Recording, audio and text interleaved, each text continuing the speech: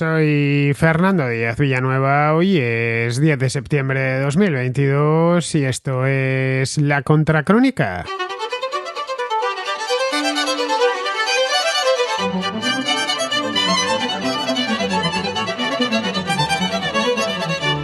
Bienvenidos a la contraportada, que hace casi un mes o cerca de un mes o quizá incluso algo más de un mes que no hacemos contraportada, porque entre unas cosas y otras, ya sabéis, el mes de agosto, los viajes, etcétera, que han coincidido en fin de semana, pues no hemos podido hacer contraportada. Hicimos, eso sí, un contraplano a finales de agosto.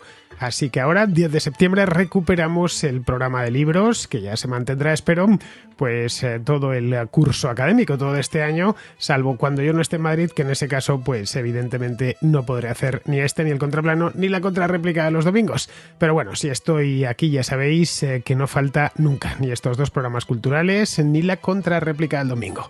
Bien, tenemos varios libros esperando, algunos desde hace ya bastante tiempo, así que no me quiero dilatar mucho en daros lo que os tengo que dar, que lo hago, como bien sabéis, todos los sábados y todos los domingos, que es el número de WhatsApp de La Contra, al que tenéis que enviar mediante una nota de voz de WhatsApp, vuestras críticas, vuestras contracríticas literarias, también vuestras contracríticas cinematográficas y también vuestras contrarréplicas, es decir, este número sirve para todo. El número es el siguiente, es el 690-827909. Tenéis que poner más 34 delante de este número para que es el código internacional de España para que me llegue el mensaje, si no, no me llegaría nunca porque no lo sé, pero quizá en algún lugar del mundo pues hay otro 690-827909 y si lo ponéis así por las buenas, pues quizás lo terminéis mandando a él en vuestro propio país sin irnos muy lejos. Y no, a esa persona no le interesa vuestra contracrítica, a mí me interesa y mucho, y más me le interesa todavía a los contraescuchas que están esperando que otros contraescuchas les recomienden buenas lecturas. Y eso mismo, buenas lecturas, es lo que tenemos hoy. Bueno, el primero de ellos es ahora lo vamos a escuchar, más que hablarnos de un libro en concreto, nos habla de un autor que a mí me gusta mucho. Pero bueno, si queréis enviarlos, ya sabéis, tenéis que hacerlo a este número, tiene que durar la nota de voz entre 3-4 minutos, lo suficiente como para que os dé tiempo de presentar el libro o presentar al autor, en el caso de que queráis presentarnos un autor y que esté lo suficientemente explicado como para que invite a su lectura. Yo de cualquier manera en todos los programas siempre pongo la lista de los libros que aparecen, por si no os habéis quedado con el título, y por supuesto un enlace a Amazon por si queréis adquirirlo, ya sea en formato de papel o la mayor parte de las veces, porque ya está casi todo en Kindle, pues en formato Kindle. Bien, pues dicho esto y ya sin más demora, pasamos a la contraportada.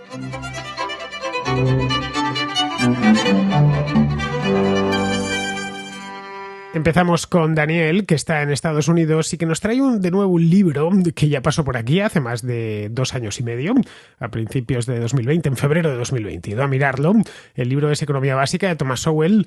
Daniel, más que hablarnos del libro, como os comentaba antes en la introducción, lo que hace es hablarnos del autor en sí, es decir, de Thomas Sowell, que es un personaje fascinante. Así que antes de nada, vamos a escuchar a Daniel.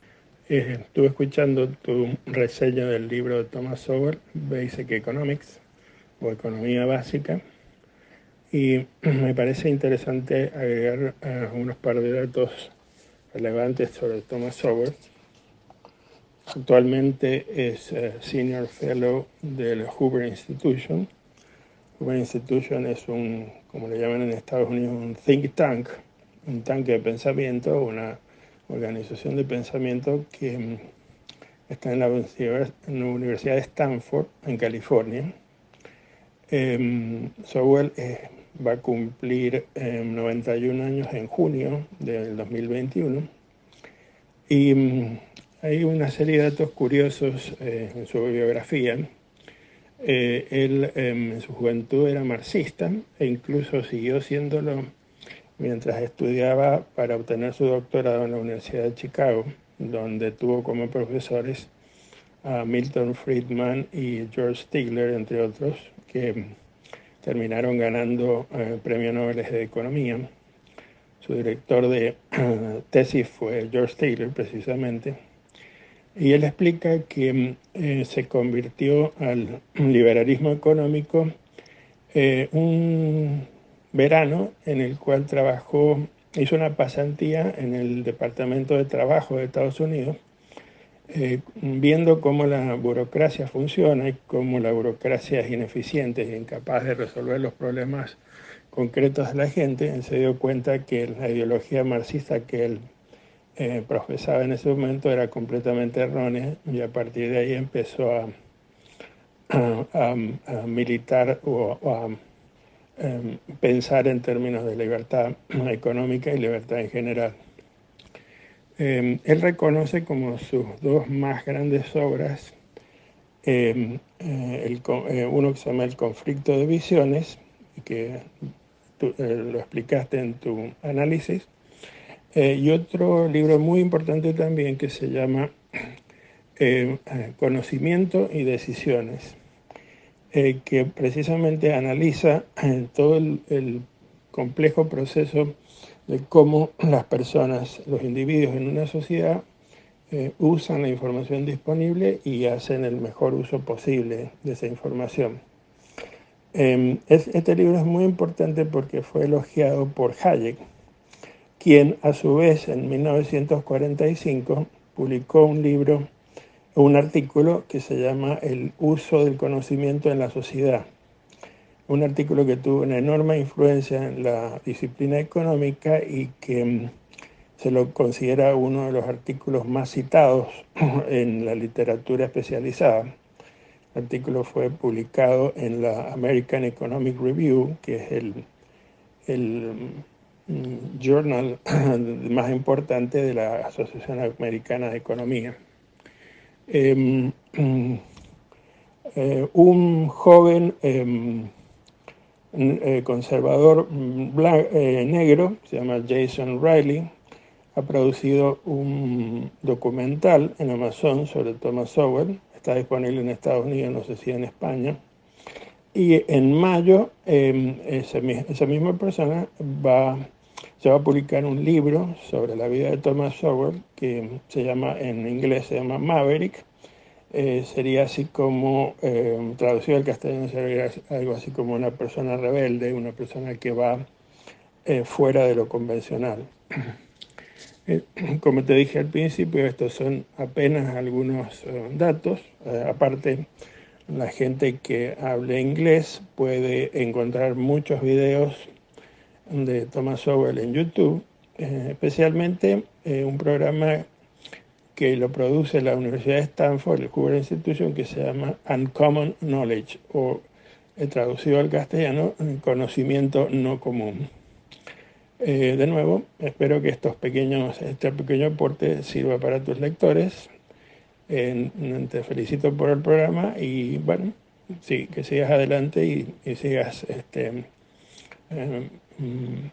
haciendo análisis de libros tan interesantes.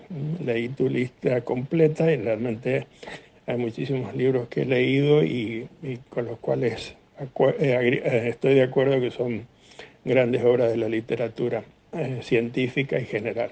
Un abrazo grande y mucha suerte. Thomas Sowell es, como os decía, un personaje maravilloso, se merece, tiene un documental, pues se merece además una película. Sowell, aparte de un gran economista y un observador muy agudo, más lo segundo que lo primero, tiene una biografía personal muy interesante. Sowell nació en el año 1930, es decir, tiene ya 92 años. Nació en el sur de Estados Unidos, en Carolina del Norte, en una comunidad pequeñita de raza negra, muy empobrecida. Estamos hablando pues de plena Gran Depresión. Imaginaos lo que debió ser aquello en esas comunidades del sur de Estados Unidos, y una comunidad más completamente segregada de las comunidades blancas vecinas. En aquel entonces estaban todas las leyes de segregación en vigor, tardaría todavía más de 30 años en abolirse, así que ese es el mundo en el que se crió por lo menos sus primeros años Thomas Sowell. Él mismo pasó bastante necesidad de niño. Perdió a su madre siendo pues apenas un bebé, así que le tuvieron que criar los familiares. Bueno, se quedó huérfano de padre ya posteriormente, pero no muchos años después, vamos, que se quedó sin sus dos padres siendo un niño. Le tuvieron que criar los familiares, estas familias extendidas negras del sur de Estados Unidos, de aquella época. Hace unos años, bueno, todas estas cosas las sé porque las contó en una autobiografía que escribió hace unos años que se llama Personal Odyssey, que es una odisea personal, vamos, en las que cuenta con mucho detalle sus recuerdos infantiles. Él cuenta, por ejemplo, que hasta los 10 años no había visto a gente de raza blanca, apenas, más allá alguna vez de paso y poco más, ¿no? Llegaba a decir que la palabra blonde, es decir, rubio, él no sabía que se refería a un color de pelo, porque no había tenido ocasión de ver de cerca a ningún rubio. Todos estos detalles muy graciosos los cuenta en su autobiografía. Bien, pues fue entonces, cuando tenía unos 10 años, cuando sus familiares, estos familiares que le estaban sus tíos, abuelos, etcétera, los que le estaban criando, hartos ya de la pobreza en la que vivían en Carolina del Norte, estamos hablando en torno al año 1940, pues decidieron emigrar al norte, como millones de afroamericanos que abandonaron Georgia, las Carolinas, etcétera, Alabama, Mississippi, para instalarse en las ciudades industriales del norte de Estados Unidos, Chicago, Detroit, la propia Nueva York. La familia de Sowell se decidió establecer en Nueva York, en el Harlem, vamos, un distrito muy conocido precisamente por su población afroamericana. Bien, aquello demostró ser para Sowell su tabla de salvación, porque le permitió ingresar unos años más tarde en una escuela neoyorquina, aunque tuvo que abandonarla luego a los 18 años, pues porque en casa tenían mucha necesidad y no podían permitirse mantener un estudiante, así que se tuvo que poner a trabajar. Se trabajó un poco de todo, ¿no? Todo esto, insisto, lo cuenta parte en el documental que le hicieron y parte en esta autobiografía. Se puso a repartidor, bueno, hasta intentó convertirse en jugador de béisbol profesional, en un equipo que no recuerdo el nombre, pero un equipo de Nueva York, pero no daba la talla, así que eso lo tuvo que abandonar. Le llamaron entonces al ejército, le tocaban, en aquella época todavía, a finales de los 40, principios de los 50, el servicio militar era obligatorio en Estados Unidos y tuvo que ir a la guerra, claro, pues en el año 50 Estados Unidos entró en la guerra de Corea. Le mandaron a Corea ya a prestar el servicio militar y bueno, y a hacer la guerra, porque se mandaban en aquel entonces sin ningún problema soldados de reemplazo a la guerra, como luego pasaría con el Vietnam. Y estando allí, pues en lugar de mandarle al frente con un fusil en la mano, lo que le dieron fue una cámara de fotos y le metieron en una unidad de los marines para que fuese retratando pues los actos de guerra de su propia unidad.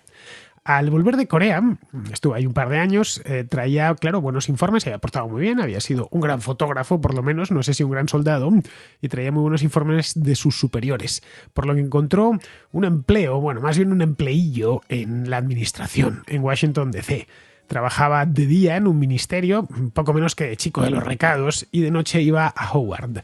Howard es una universidad que está en el mismo Washington, en la que admitían negros en aquella época y desde hacía mucho tiempo. Una universidad en la que buena parte de los negros que hicieron luego pues toda la revolución de los derechos civiles, etcétera, una parte considerable pasó por Howard. Pues este hombre Sowell era tan brillante que uno de sus profesores en Howard le recomendó hacer el examen de ingreso en Harvard, de la Universidad de Harvard, que era completamente inalcanzable para él.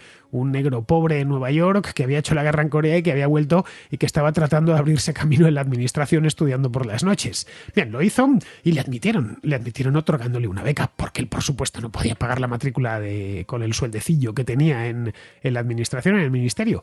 Le dieron una beca, pero no se la dieron por su raza, por ser negro, sino por sus méritos. Él de hecho ha insistido mucho en eso, que estas leyes de discriminación positiva realmente no consiguen nada y además son tremendamente injustas, porque la discriminación más clara es el mérito y es la que debe de primar siempre. Bien, pues allí en Harvard se graduó en económicas y luego ya hizo el máster en la Universidad de Columbia. Luego años más tarde, pero ya muchos años más tarde, se doctoraría en economía, por supuesto, en la Universidad de Chicago. Cuando regresó de Corea, él se definía como marxista, lo cual tampoco era nada extraño, a poco que se conozca su biografía hasta ese momento, es decir, sus primeros 20-25 años de vida. En los años 50, además, el marxismo estaba de moda entre la juventud, en eso coinciden todos los autores de la época.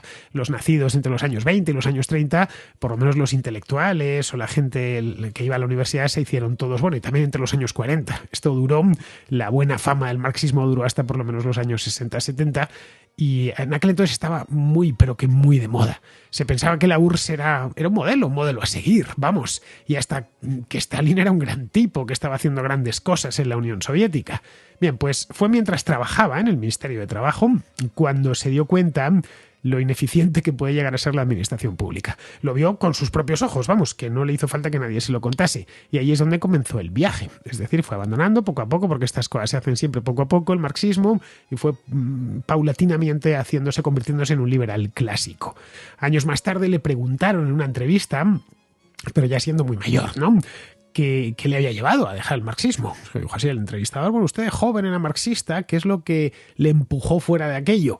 Y él respondió de manera muy lacónica que habían sido los hechos, nada más que eso, simplemente los hechos. Había observado hechos y los hechos le habían convencido de lo contrario de lo que estaba convencido hasta ese momento. Bien, él al terminar la carrera, en lugar de trabajar en una empresa, se dedicó a la carrera académica. Es decir, se decidió a ser profesor de economía, en una palabra. Primero estuvo en la Universidad de Cornell y luego ya en varias universidades, en un montón de ellas. En Estados Unidos hay muchísima movilidad en los Estados Unidos. No es como en España, que si un profesor saca una plaza en la Universidad de Santiago de Compostela o en la Complutense o en la de Sevilla o la de Barcelona, se queda toda la vida allí. Allí es bastante común que un profesor haya pasado por 5 o 6 universidades a lo largo de su carrera académica. Bien, pues en los años 80, creo que a principios de los 80, aterrizó en la Universidad de Stanford, que está en California. Concretamente, como nos comentaba Daniel, en la Hoover Institution, es decir, la institución Hoover, que depende de esa universidad. La Hoover Institution, llamada así pues porque la fundó el presidente de Estados Unidos, Herbert Hoover, que fue presidente a finales de los años 20, es un think tank que sigue existiendo, por supuesto. Es muy prestigioso, dedicado a investigar políticas públicas y decisiones de política económica, etcétera. Pues fue en esa época, cuando entró en la Hoover Institution, cuando dejó la universidad. Ya dejó de vagar por todo Estados Unidos de universidad en universidad y dejó de dar clases. Lo hizo poco a poco. Creo que la última en la que dio fue la de California. Hablo de memoria, de cuando leí su biografía. Pero vamos, dejó la universidad en esa época porque le parecía burocrática e improductiva. Ojo, y así lo dijo en público, ¿eh? No es que, y lo dijo en aquel momento, no es que lo dijese 30 años más tarde. Lo dijo porque dejaba la universidad por esa razón.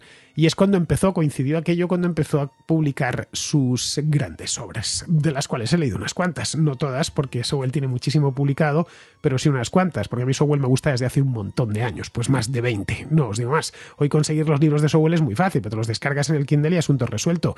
Hace 20 años había que comprarlos en Amazon en Estados Unidos, que tardaban semana y media en llegar hasta España, o por correo, o se lo pedías a un librero que se buscaba el camino para conseguir llegar a una distribuidora y que esa distribuidora a su vez se lo hiciese llegar. Total, que a veces tenías que esperar un mes para poder tener el libro en tus manos. Eso sí, lo tenías en casa como si fuese casi un tesoro. Hoy ya lo mismo que ha pasado con las películas o como con los discos de música, ya no, como nos cuesta menos conseguirlo, pues ya no le damos tanto valor individual a cada uno de estos objetos. Bien, pues este de economía básica, del que ya hablábamos hace un par de años, cuando lo trajisteis la última vez, es un libro muy tardío, de hecho. Es un libro del año 2000. En español incluso se publicó más tarde, lo publicó Deusto, creo recordar, en el año 2012, puede ser. Es decir, es de no hace mucho tiempo. Es más, podéis encontrarlo en papel todavía sin demasiados problemas. Bien, en esencia, economía básica, como comentaba en aquella ocasión, es un manual de economía. Cualquier persona que quiera saber descubrir los arcanos de la economía se puede poner con economía básica y se puede leer además como un manual. Se puede ir por partes al lugar que te interesa o al capítulo que te interesa y ya está. Luego, aparte de ese, hay otros títulos fundamentales dentro de la bibliografía de Sowell que por desgracia no están en castellano. Publicó una cosa la editorial Gota a Gota hace muchos años, como 15 o más de 15 yo creo, que por supuesto está súper descatalogada y no está ni siquiera disponible en libro digital. Pero vamos, que se pueda encontrar hoy en papel y en Kindle en castellano, solo está Economía Básica. Pero vamos, hay muchos más, ¿eh? Así de golpe se me ocurren algunos clave, como puede ser Conflicto de Visiones, que es de los años 80, y que no ha perdido ni un ápice de actualidad. Se puede leer de principio a fin y encajar perfectamente como un guante en nuestro momento presente. Luego está La visión de los ungidos, que también es muy bueno. Es algo posterior, eso sí, este ya es de mediados de los 90. Cuando yo empecé a leerle ya había publicado La visión de los ungidos y de hecho el libro ese me fascinó. Pero vamos, lo mismo con La visión de los ungidos, no le hace falta añadir absolutamente nada. De los más recientes, aparte de Economía Básica, que ha tenido varias ediciones, desde el primero en inglés, que fue creo que en el año 2000 o 2001, y luego ha sacado varias ediciones, más que ediciones, revisiones. Se le ha ido revisando el libro, el autor, vamos, lo ha hecho. Y aparte de ese hay uno muy bueno, hará cosa de, pues no os puedo decir, creo que es de 2010, una cosa así. Tendría que haberme levantado y haber pillado el libro. Se llama Economic Facts and Fallacies, es decir, hechos y falacias económicas. Este es de sus últimos libros y es un libro realmente bueno. Hace unos años, cuando Sowell cumplió, creo que era 86 o 87, hará cosa de 5 años, por ahí, anunció que dejaba de escribir. Él dejaba de escribir su columna, por lo menos, una columna sindicada que publicaba, llevaba décadas publicando, no sé cuántos periódicos en Estados Unidos. Lo arguyó de una manera magistral. Dijo que ya estaba bien, que había dicho todo lo que tenía que decir y que se quería dedicar a su hobby, que ya era hora, ¿no? 86, 87 años. Su hobby es la fotografía. Como fotógrafo, Sowell es excepcional, es un fotógrafo realmente dotado. Yo también soy aficionado y me gustaría hacer las fotos que hace Sowell, pero no tengo ni ese talento ni ese dominio de la técnica. En su página web, que este es tsowell.com, tenéis una muestra de su trabajo como fotógrafo. Tiene además puesto en los apartados de la web, es eso, es photography. Emplea, por lo que habéis podido ver en alguna foto, emplea distintas cámaras, pero una de ellas me llamó mucho la atención porque es una Linhof de formato grande. Es decir, 12x9, vamos. Una cámara de una complejidad considerable que además no perdona un solo fallo. Dudo que yo pudiese hacer una foto en condiciones con esa cámara. En fin, es un autor que, como podéis ver, por el que yo tengo auténtica veneración. El documental del que nos habla Daniel y que os he comentado antes yo también, se titula Thomas Sowell, Common Sense in a Senseless World. Es decir, Thomas Sowell, sentido común en un mundo sin sentido. Es un documental que hicieron el año pasado. Yo lo vi pues al poco, según me enteré de que lo habían sacado, y lo vi porque es que lo subieron a YouTube, vamos, no por ninguna otra razón. Está disponible en YouTube, lo he ido a mirar, y efectivamente tiene, pues, a ver si lo encuentro por aquí, creo que me deja la pasada, aquí está.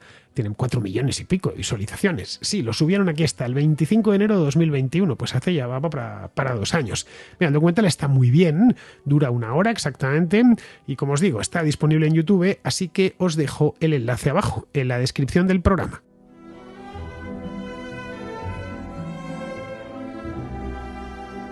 Vamos ahora con Félix, que nos trae un libro de hace unos años sobre Escocia y Cataluña, más concretamente sobre las historias comparadas del nacionalismo catalán y escocés. Es un libro que en España no sé qué tal se vendería, pero sí desde luego tuvo una buena campaña de lanzamiento. Es de John Eliot. Vamos a escuchar antes de nada a Félix.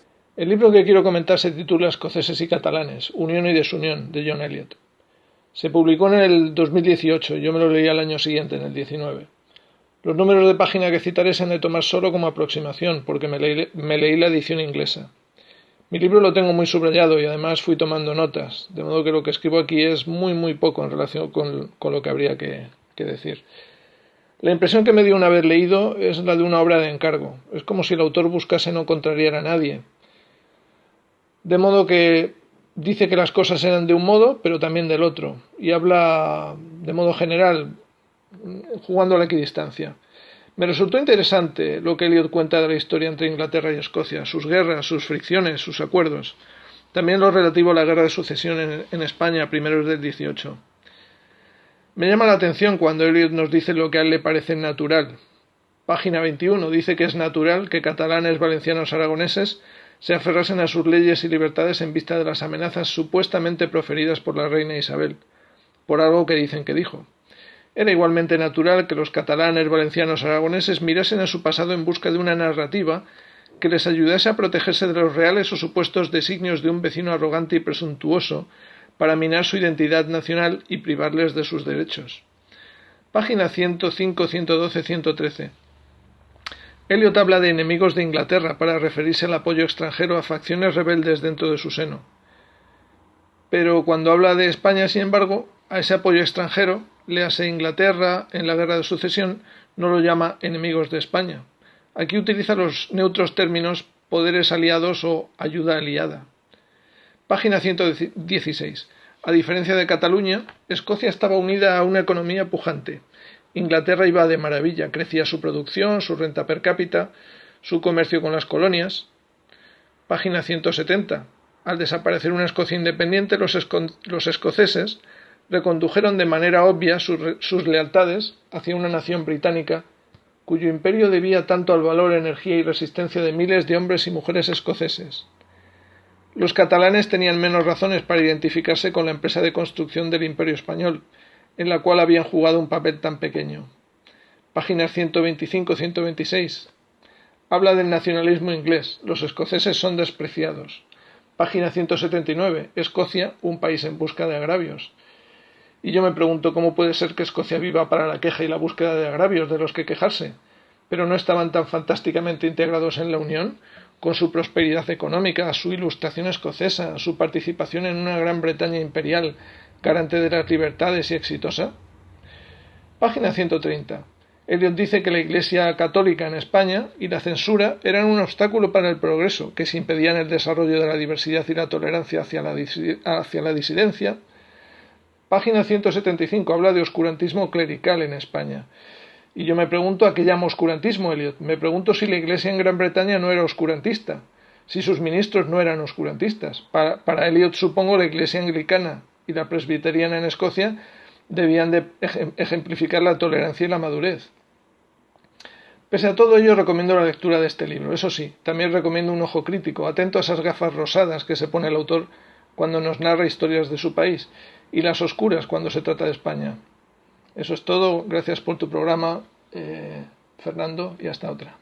El libro este de Eliot, que por cierto murió este año, creo que en marzo o en abril, me lo descargué en el Kindle pues hace un par de años, cuando la pandemia, cuando la época dura de la pandemia, por lo menos, que pasamos tanto tiempo en casa, y no lo he leído entero. De hecho, me lo descargué solo para ir a las partes que me interesaban, porque quería saber cómo lo veía Eliot. Ciertas partes que sobre esto, tanto el nacionalismo catalán, que lo tengo más estudiado, obviamente me pilla más cerca, como el nacionalismo escocés. Entonces, como a Eliot también me gusta mucho y he leído varios de sus libros, y ha sido uno de los historiadores que más me ha influido, pues quería saber exactamente cómo veía y cómo contaba ciertas partes de la historia de ambos nacionalismos y sobre todo leer las conclusiones de su comparación.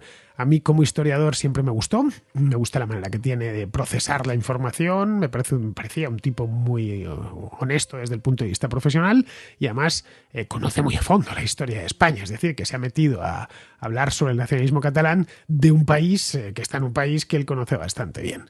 De hecho, el libro este de escoceses y catalanes fue su último libro. Sí, catalanes y escoceses se llama, lo tengo aquí delante. Pues fue su último libro porque salió en 2018 y se murió, pues ya veis, ni más era muy mayor, ya tenía más de 90 años. Bueno, lo escribió entonces casi con 90 años. Ojo, y no es precisamente corto, debe de tener como 500 páginas, una cosa así, el catalanes y escoceses. Las partes que leí me gustaron y estaban bien documentadas y también bien interpretadas. Se le pueden buscar pegas, obviamente, que es en esencia lo que ha hecho Félix, pero me pareció una historia comparada muy bien hecha y muy en la línea de Eliot, redactada al estilo de Imperios del Mundo Atlántico, que es otro de sus grandes libros, en el que hace una historia comparada de España y del Reino Unido en los siglos XVI, XVII y XVIII. Lo que trata de explicarse Eliot aquí es porque estos dos movimientos, nacidos ambos a finales del siglo XIX, junto a todos los nacionalismos, han tenido un renacer tan potente en el último medio siglo, pues al extremo de que han dado disgustos tanto en España como en el Reino Unido.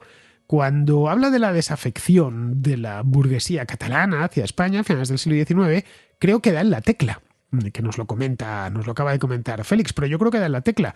La España de esa época, estamos hablando de la España en torno al año 1900, ha perdido su imperio y no parece un lugar atractivo, cosa que los escoceses lo ven de forma distinta en aquel entonces. En 1900 España se está recuperando de la pérdida de Cuba, de Puerto Rico, de Filipinas, mientras que el Imperio Británico en ese preciso instante pues no hace más que crecer, está en su momento álgido. Un imperio en el que los escoceses, como bien explica en el libro Eliot, pues juegan un gran papel y además se vuelcan con él. Bien, yo creo que esa diferencia es fundamental. Cuando a un Estado le van bien las cosas, nadie quiere separarse de él. Esto es así. Cosa que no sucede cuando le van mal las cosas. Si en el año 1990, qué sé yo, Yugoslavia hubiese sido un país próspero, hubiera tenido la renta per cápita de Alemania, pues es que estoy convencido que no se hubiese separado, porque las élites regionales no hubieran encontrado ninguna ventaja en ello. Ya está. De la misma manera que Estados Unidos no teme por su separación mientras las cosas marchen bien. Otra cosa es que empezasen a marchar mal y quizá los tejanos pues pensasen en que este no es el lugar que nos interesa estar o que estaríamos mejor por nuestra cuenta, o los californianos, ¿no? Esto a poco que se estudien la historia del separatismo, por lo menos en el siglo XX, siempre se da esa circunstancia. Surge en periodos críticos, cuando hay las ideas separatistas, ¿no? Podríamos pensar, claro, en este punto que hoy al Reino Unido o a la propia España le van las cosas bien. Son dos países ricos, del primer mundo. Bueno, de hecho, Cataluña era hasta hace no mucho tiempo la región más rica de España. Ahí entraría algo que comenta Eliot en este libro, que es la nostalgia romántica de un pasado dorado y generalmente falso que desapareció fruto de la unión. ese pasado no existe, por lo menos ese pasado tan dorado, ¿no? Ese pasado rosa, no existe en ninguno de los dos casos, ni en el escocés ni en el catalán, pero las élites políticas locales agitan ese mismo espantajo victimista. En Cataluña, aquí se produce un fenómeno que no es el mismo, siendo la base la misma, luego se desarrolla de manera distinta. En Cataluña vienen a decir que fuera de España serían más ricos, lo del famoso España nos roba y demás, lo habréis oído muchas veces. Son más ricos de lo que ya son, porque, pues claro, no tendrían que cargar con el lastre de regiones más atrasadas económicamente, como Andalucía o Extremadura. En Escocia, claro, ese argumento no pueden emplearlo, porque Escocia es más pobre que el promedio de Inglaterra. Tampoco pueden emplearlo de la lengua distinta. Los escoceses hablan básicamente inglés, ¿vale? Hay una minoría que habla scots, pero es que es una minoría muy pequeña, y otra minoría más pequeña todavía que habla gaélico. Pero el escocés medio no va por Edimburgo, por Glasgow, y lo que escucha a su alrededor es escoceses hablando inglés con acento escocés, que por cierto es muy agradable al oído. Así que su victimismo, el victimismo del escocés, es el victimismo del pobre.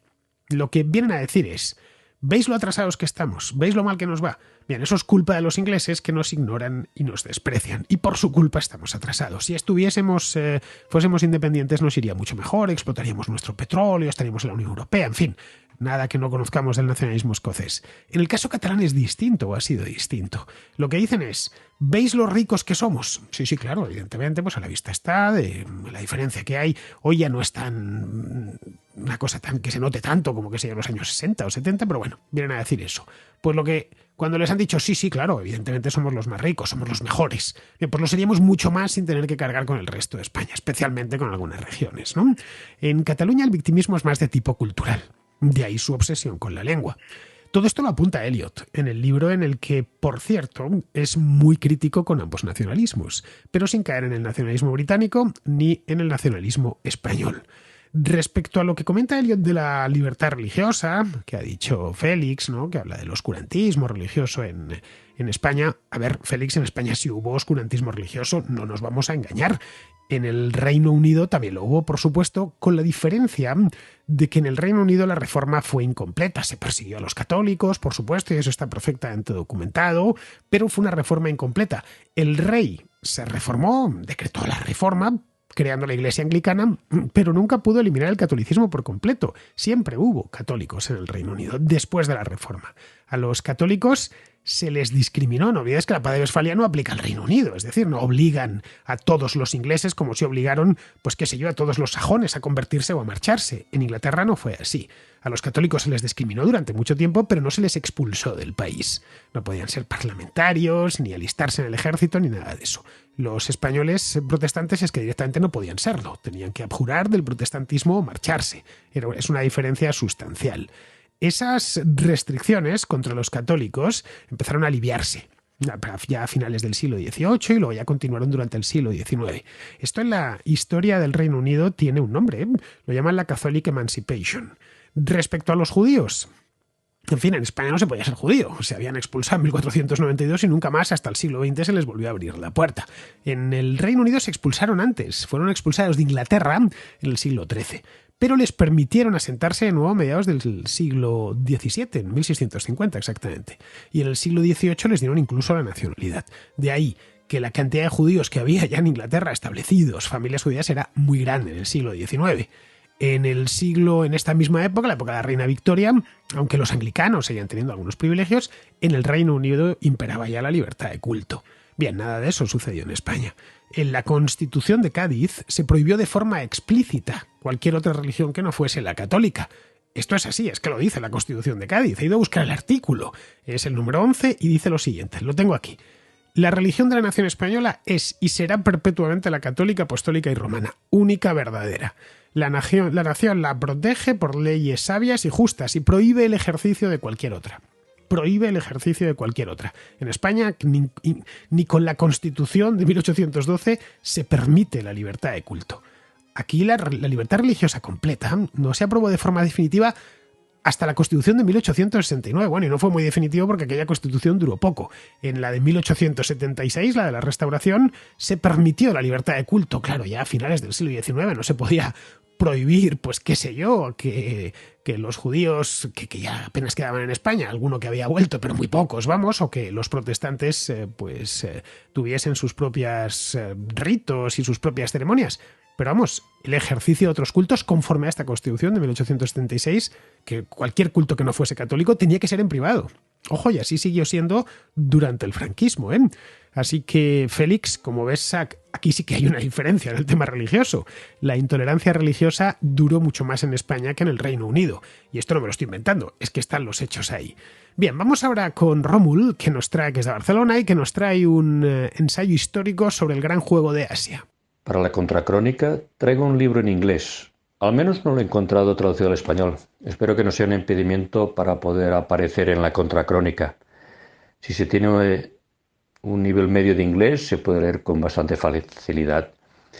El libro en cuestión es The Great Game on Secret Service in High Asia, de Peter Hopkirk. Para quien le gusta la historia y la aventura, este es el libro.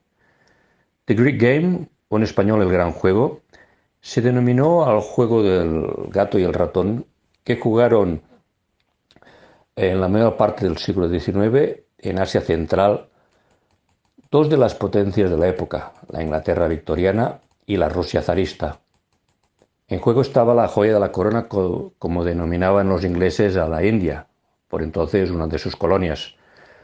Rusia buscaba una ruta a través de Asia Central hacia ella y con ello una salida al mar Índico. E Inglaterra buscaba un mejor conocimiento de Asia Central para evitar una incursión de los rusos. Con este telón de fondo, el libro narra con mucho ritmo las aventuras y desventuras de los espías aventureros, principalmente ingleses, aunque también aparecen rusos, que se adentraron en un territorio virgen para los europeos y que estaba en blanco en los mapas de la época. Todas las historias tienen un denominador común. Relatan la historia de personas excepcionales que eran capaces de hablar fluidamente varias de las lenguas y dialectos locales. La mayoría de ellos fueron los primeros europeos de que se tiene constancia en llegar a pequeños reamos perdidos en las montañas gobernados por pequeños reyezuelos y marajás. Con ellos nos adentraremos por los territorios del Pamir, Karakorum y Tíbet, que si hoy en día nos parecen bastante remotos, pues intentemos imaginar lo que debió ser en el siglo XIX adentrarse en ellos. Lo que les pasó a cada uno de ellos lo dejo para aquellos que quieran leer este delicioso libro. En resumen, junto con las aventuras de nuestros protagonistas, descubriremos sociedades que hoy en día ya han desaparecido y otras que han evolucionado muy poco. Un saludo a todos los contraescuchas y felicidades por tus audios. Es un placer escucharte incluso en temas que en mi opinión difiere de la tuya. Un saludo. Bueno, Rómul, así de manera general, siempre es mejor recomendar libros en español para que pueda leerlo cualquiera de los contraescuchas, porque si algo podemos tener seguro es que todos los que están al otro lado entienden el español. El inglés, pues ya no sé qué porcentaje. Pero en fin, si no están en español, pues nada, en inglés también vale. El libro que nos traes, que se llama The Great Game, es decir, El Gran Juego, que es de un autor que se llama Peter Hopkirk. El del libro sí había oído hablar, pero no lo he leído. Hace más de un año, sí, creo que año y medio, una cosa así, hice una contrahistoria. Bueno, año y medio no llega. La hice creo que en el verano de 2021. Pues por ahí, año y 2 meses, vamos. Sobre esto mismo, sobre el gran juego de Asia. De hecho, la titulé, si mal no recuerdo, la tituló así. El Gran Juego de Asia, que es un periodo y una historia fascinante, muy buena, por eso le dediqué una contrahistoria, tuvo lugar a mediados del siglo XIX, cuando el Imperio Británico y el ruso se encontraron en el centro de Asia. Los rusos descendían desde el norte y los británicos ascendían desde la India, que era la joya de la corona. Claro, los dos estaban muertos de miedo. Los ingleses temían que Rusia invadiese y se apoderase de la India, enviando ejércitos por tierra, claro, los británicos sabían que la India iba a ser difícil de defender, no contra los indios, que a los que habían domesticado y domado ya, pero sí contra otra potencia europea, que les entrase desde tierra con miles y miles de soldados, y eso lo temían. Los rusos, por su parte, lo que recelaban era del avance de los británicos hacia el interior del continente. Bueno, pues el resultado fue un estado de guerra permanente en esa zona durante un montón de años. El Reino Unido dio prioridad total a retener y defender la India, mientras que Rusia se centró en expandirse por Asia Central. Ya está, incorporando pues todo lo que hoy son repúblicas soviéticas como Kirguistán, Uzbekistán, Turkmenistán, etc. De aquel tira y afloja, que fue, ya digo, duró varias décadas, claro, esto no pasó desapercibido. Los periodistas y los estrategas y demás lo denominaron como el gran juego. Ya está. Que esto empezó pues en torno al año 1830, os lo contaba en aquella contrahistoria, cuando Lord Ellenborough, que era el presidente de la Junta de Control de la India, encargó al gobernador de la India el establecimiento de una nueva ruta comercial hacia los Emiratos del centro de Asia, el de Bujará, por ejemplo, que está en la actual Uzbekistán. Bien, pues en el camino lo que pretendían era clientelizar a Persia y hacerse con el control de Afganistán y convertirlo ya de paso en un protectorado para que sirviese de colchón y frenar la expansión rusa hacia el sur.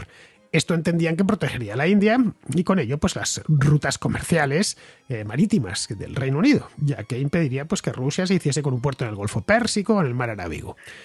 Rusia lo que hizo fue proponer a Afganistán como zona neutral, pero la operación de contención de los rusos se complicó bastante. Estallaron varias guerras en la zona que se extendieron pues durante un montón de tiempo, durante décadas, ya digo. La cuestión asiática, de hecho, el gran juego, no concluyó hasta principios del siglo XX, cuando Rusia y el Reino Unido acordaron ya y delimitaron las fronteras exactas de sus áreas de influencia en Asia.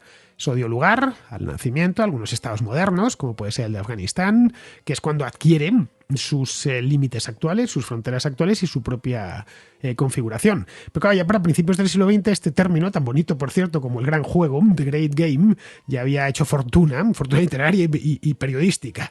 Rudyard Kipling, como os contaba en aquella contrahistoria, que era un novelista británico que había nacido en la India, pues lo empleó en una de sus novelas, en Kim. Bien, en la que el enfrentamiento y los problemas entre rusos y británicos pues es el trasfondo de la trama. Bien, pues este libro que nos trae Rómulo habla de eso mismo en forma de ensayo. Ya sabéis, lo tenéis solo en inglés. Os dejo el enlace en la descripción. Bien, pues ya terminamos. Lo hacemos con Adolfo, que está en Holanda, en Rotterdam exactamente, y que nos trae la biografía de un músico. Lo anticipo ya, que a mí no me gusta. Se titula El ruido del tiempo, de Julian Barnes, autor británico. Y el libro trata de Sostakovich. No es una biografía al uso, con muchísimos detalles, pesada, notas, etcétera, pero sí cuenta muy bien su vida y cómo transcurrió en la Unión Soviética, todo lo que el régimen intentó hacer de él, y pudo o no, porque eso depende un poco del gusto de cada uno.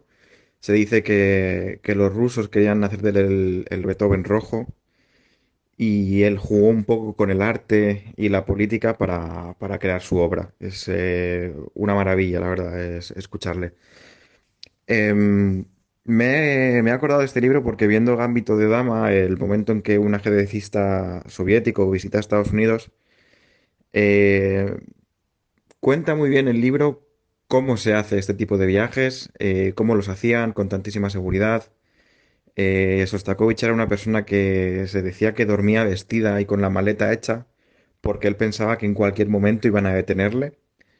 Hay mil y una curiosidades que creo que cualquier persona interesada en la divulgación musical debería acercarse. No es necesario tampoco ser un experto en teoría musical ni en contrapunto, pero merece la pena acercarse al autor, en este caso, y a esta obra en concreto. Nada más, un abrazo desde Rotterdam para ti y para todos los contraescuchas. No conocía este libro, lo publica Anagrama en español, lo tengo aquí, he ido a buscar su página en Amazon, es El ruido del tiempo. Lo publica Anagrama, Panorama de Narrativas, es la colección. Bien, no lo conocía, no es que no lo haya leído, es que no sabía ni que existía. A mí la verdad es que Shostakovich no me gusta mucho como músico, bueno, de hecho no me gusta nada. Hace unos años me regalaron un CD con 2 o 3 sinfonías de este hombre y creo que solo lo escuché una vez, porque hacerlo 2 veces hubiera sido equivalente a una tortura. Entiendo que haya gente que le guste, pero vamos, a mí estos músicos rusos del siglo XX me agotan. Con tanta estridencia hasta me generan malestar. Pasajes tan espesos, así tan malerianos, ¿no? En la música, como todo en la vida, la genialidad reside en la sencillez y la falta de talento reside en la complicación y en el artificio.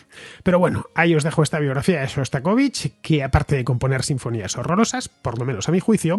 Tuvo que vivir la época de Stalin, que ya de por sí, una época dura pero interesante, en la que estuvo pues medio perseguido, según tengo entendido. Pero vamos, luego ya se arregló con el régimen y fue uno de sus compositores de cabecera. Pues bien, queridos, aquí termina la contraportada de hoy. Espero que haya sido de vuestro agrado y os invito a que regreséis por aquí mañana, que tenemos contrarréplica, la contrarréplica del domingo. Hasta mañana.